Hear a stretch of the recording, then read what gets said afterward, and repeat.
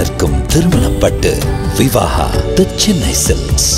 பொதுவாகவே பெண்களுக்கு எதிராக நடக்கும் அநீதிகள் ஏராளம்.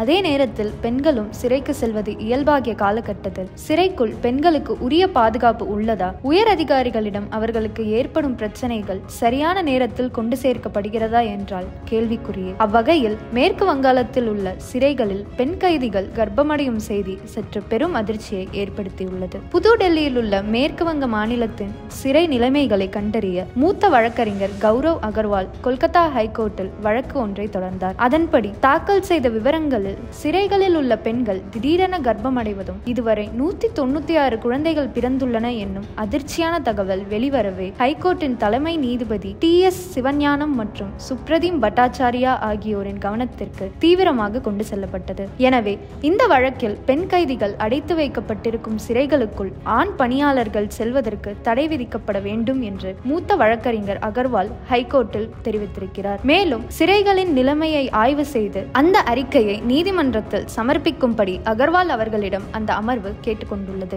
பெண் கைதிகள் கர்ப்பமடையும் விவகாரம் குறித்து சுப்ரீம் கோர்ட் அளித்த இந்த தீர்ப்பு தற்போது பேசுபொருளாக மாறியுள்ளது.